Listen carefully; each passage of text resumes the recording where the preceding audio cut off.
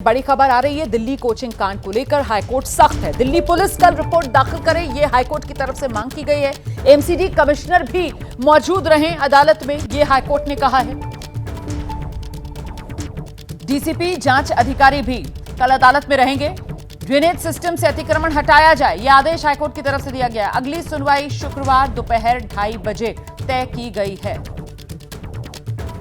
एक मैंने अपनी पिटीशन में एक और जिक्र किया था, 26/6 की जो कंप्लेन थी एक स्टूडेंट द्वारा, उसको किस ऑफिसर ने इन्वेस्टिगेट किया या नहीं किया।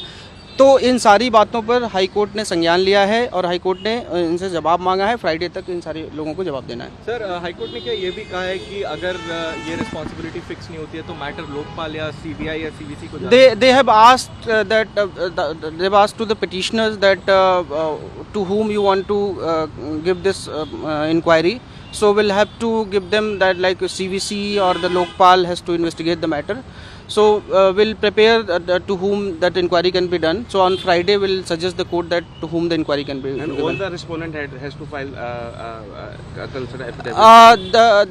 The DCP concerned, IO concerned and MCD has to file. Sir, and the fire service. एक बड़ा सवाल ये है कि जो एमसीडी काउंसलर है आम आदमी पार्टी की, जो एरिया की इंचार्ज है, वो बहुत दिनों से मिसिंग है। उस पर क्या कोर्ट का कुछ कहना था या उस फैक्ट? देखिए, सीधे ऑनरेबल कोर्ट ने कुछ नहीं कहा, लेकिन इनडायरेक्टली ऑनरेबल कोर्ट ने बहुत सारी बातें कही कि जो फ्रीबीज कल्चर आप लेके आए हैं और आपके पास फंड नहीं है, आपका इंफ्रास्ट्रक्चर जो है 100 साल पुराना है, आप जो आबादी जो दिल्ली का इंफ्रास्ट्रक्चर हुआ था वो 6-7 लाख लोगों के लिए इंफ्रास्ट्रक्चर यहाँ का बनाया गया था, लेकिन आज लगभग 3 करोड़ से ऊपर आबादी हो चुकी है, लेकिन आपका इंफ्रास्ट्रक्चर जो है वो 100 साल पुराना है। तो और आपके पास फंड नहीं है, आप इलेक्ट्रिसिटी बिल नहीं लेना चाह रहे हैं, आप पानी का बिल लेना नहीं चाह रहे हैं लोगों से, लेकिन उसके बदले में लोग अपनी जान गंवा रहे हैं। तो अगर आपको फ्रीबीज कल्चर देना आप दीजिए, लेकिन इंफ्रास्ट्रक्चर को आप डेवलप करिए।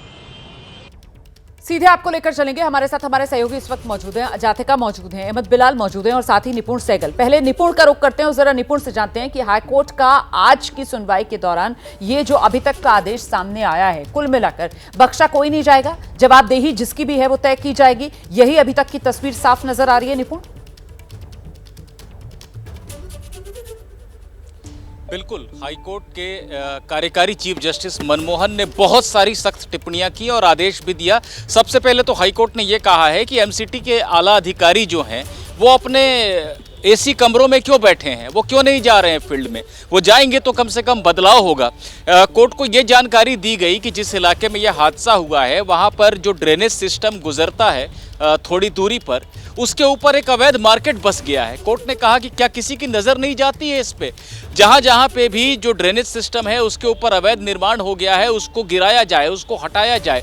दिल्ली पुलिस से कहा है कि आप किस तरह की जांच कर रहे हैं कि एक सड़क से गुजरने वाला जो कार लेकर जा रहा था उसको पकड़ लिया और आला अधिकारी जो हैं एमसीडी के, उनके ऊपर कोई कार्रवाई आप नहीं कर रहे हैं, आपकी जांच वहां तक पहुंच नहीं रही है। अगर आपसे जांच नहीं होती है तो हम सीबीआई या किसी सेंट्रल एजेंसी को दे देंगे।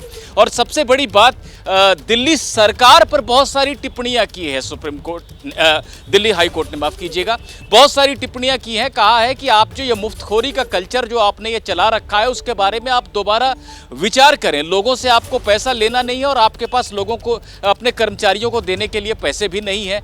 ये कैसे चल सकता है कि आप एक दिन आकर कहते हैं कि सूखा पड़ गया, पानी नहीं मिल रहा, अगले दिन वहाँ बाढ़ आ जाती है उसी इलाके में। तो ये आपको कुछ नहीं पता है, आपकी कोई योजना नहीं है, आप यूं ही सरकार चला रहे हैं। ये सारी बातें सही नहीं है।